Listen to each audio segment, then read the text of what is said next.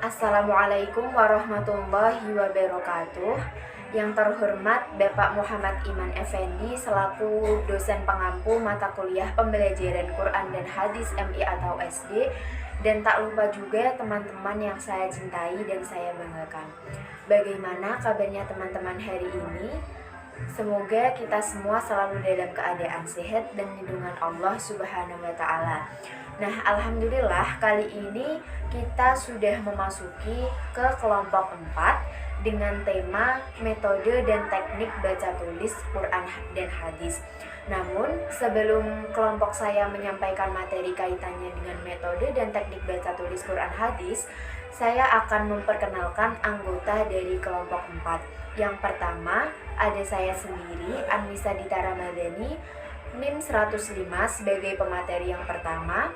Yang kedua, Alfiatur Rohmaniyah, NIM 107 sebagai pemateri kedua. Dan yang ketiga, Alvina Safitri, NIM 119 sebagai pemateri terakhir, yaitu pemateri ketiga. Nah, langsung saja.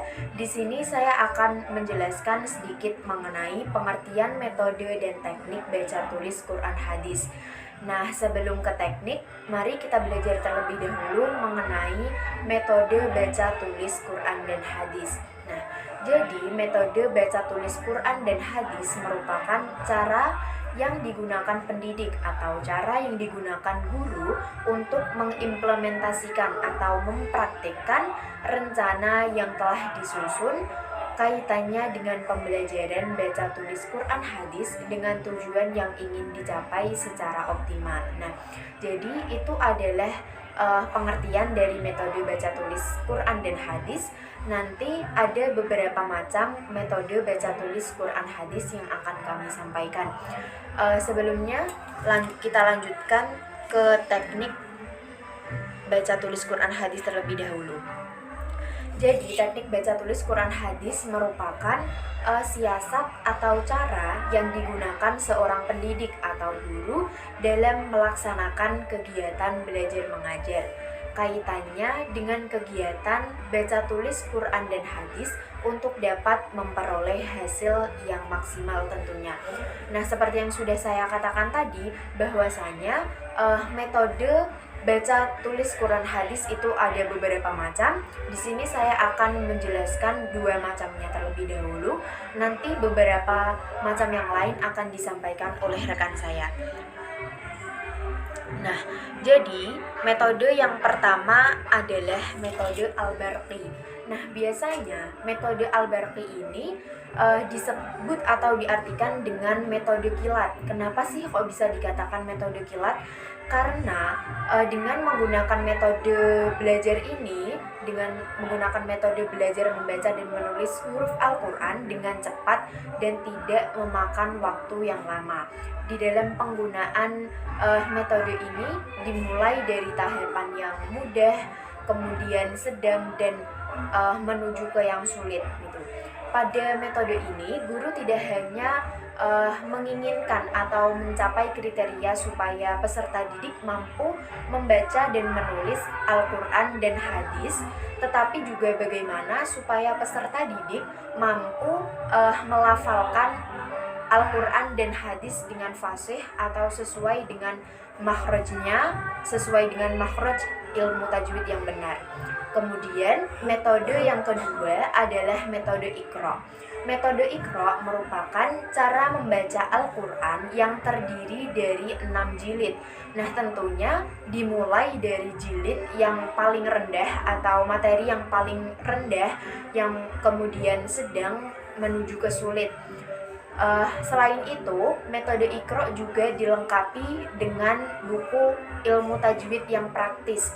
Di dalamnya tentunya sudah membahas bagaimana cara membaca Al-Quran dan yang benar, kemudian panjang dan pendek pelafalannya. Dan dalam pelaksanaan metode ini lebih ditekankan pada bacaan atau mengeluarkan bacaan huruf atau suara huruf Al-Quran dengan fasih dan benar sesuai kebutuhan dengan makhraj dan bacaannya yang benar tentunya. Nah, biasanya metode Iqra ini kita jumpai ketika kita melakukan pembelajaran di TPQ.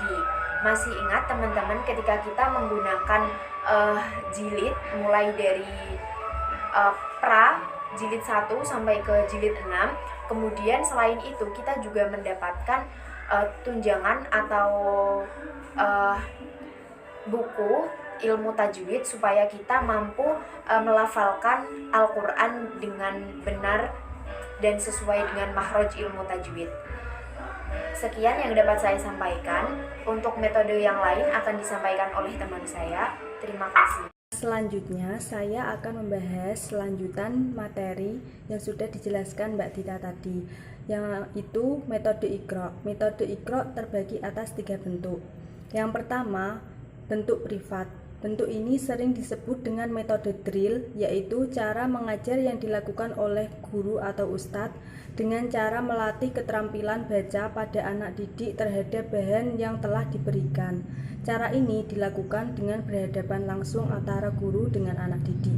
Yang kedua, ada bentuk klasik, yaitu cara yang dilakukan ustadz atau guru dengan membentuk klasikal dari anak satu kelas untuk mencapai tujuan bersama. Yang ketiga, ada bentuk mandiri. Bentuk ini sering disebut dengan metode pekerjaan rumah, yaitu cara mengajar yang dilakukan guru dengan memberi tugas khusus pada anak didik untuk mengerjakan sesuatu di luar jam pelajaran. Nah, itulah pembagian dari metode Iqra. Yang selanjutnya ada metode Qiraati. Metode Qiraati adalah suatu metode atau cara cepat yang digunakan untuk baca Al-Quran yang langsung memasukkan dan mempraktekkan bacaan dengan cara tartil sesuai dengan kaidah ilmu tajwid. Yang selanjutnya ada metode tartil. Metode tartil adalah sesuatu cara dalam pembelajaran baca tulis Al-Quran dengan menggunakan harmonisasi nada-nada dan melafalkannya dengan cara memperindah suara bacaan Al-Quran. Dan yang terakhir ada metode Yambu'a.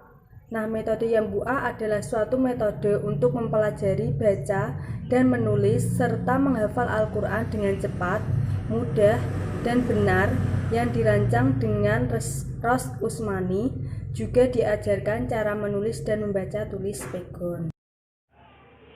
Untuk selanjutnya saya akan mempresentasikan mengenai implementasi metode membaca dan menulis Al-Quran.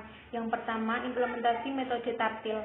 Implementasi metode tartil itu ada 3, yaitu memperkenalkan cara pengajaran huruf Al-Quran, yaitu melalui yang belum berbaris alias huruf hijaiyah 1 demi 1. Yang kedua, memperkenalkan cara mengajar membaca Al-Quran, yaitu per 1 baris. Yang ketiga, memperkenalkan kepada peserta didik itu satu baris alias per baris untuk membaca dan menulis Al-Quran dengan metode tartil. Yang kedua, implementasi metode Qira. Implementasi metode Qira di sini saya mengajunya pada sistematika panduan jilid, yaitu ada jilid 1, jilid 2, jilid 3, jilid 4, dan jilid 5, dan jilid 6. Untuk mengenai panduan jilid, guru langsung mengajarkan latihan membacanya pada jilid tersebut mulai dari jilid 1 sampai jilid 6, dan guru juga mengajarkan menulis pada waktu yang guru ajar, alias seperti ini. Jika hari ini saya mengajar jilid 1, maka menulisnya juga saya akan menulis di papan tulis, kemudian siswa menirukan, dan itu jilid 1, seperti itu. Yang ketiga yaitu metode Al-Barqi. Metode Al-Barqi di sini saya ada 7 implementasinya, yaitu 1. Pengenalan huruf hijaiyah. Yang kedua, pengenalan huruf A, I, U. Yang ketiga, pengenalan syakal tanwin. Yang keempat, pengenalan bacaan panjang dan pendek. Yang kelima, latihan bacaan panjang dan pendek dan tanwin. Yang keenam, pengenalan syakal sukun. Dan yang ketujuh, pengenalan syakal tasydid, alias metode Al-Barqi itu secara teruntut dan tersusun melalui cara implementasinya, yaitu A, I, U pada fathah, kasroh, dan sukun, kemudian tanwin, kemudian panjang dan pendeknya, kemudian tasydidnya juga tersusun seperti itu. Untuk selanjutnya, implementasi metode kiroati. Implementasi metode kiroati di sini ada 6, yaitu praktis alias artinya langsung dan tidak dieja, guru langsung mencontohkannya. Yang kedua, sederhana. Yang ketiga, sedikit demi sedikit, tidak menambah jika belum lancar. Seperti kalau siswanya belum lancar untuk membaca, maka guru tidak akan menambah bacaan. Yang keempat, yaitu membuat murid agar terpacu pada metode kiroati. Yang kelima, tidak menuntut untuk membaca, tapi guru mencontohkan berulang-ulang. Seperti ini, jika guru mengajar suatu ayat atau suatu garis ayat, maka guru akan mencontohkan, kemudian siswa menirukan, dan itu dilakukan berulang-ulang sehingga siswa itu bisa dan paham tanpa bantuan dari guru. Yang keenam, waspada terhadap bacaan yang salah. Seringkali metode kiroati ini ada kesalahan membaca, atau bacanya kan itu langsung ya kan, langsung satu baris. Itu kan biasanya siswa dituntut untuk agar langsung bisa, sehingga guru harus waspada terhadap bacaan yang salah. Jika bacaan yang salah, maka akan terus menerus salah, seperti itu.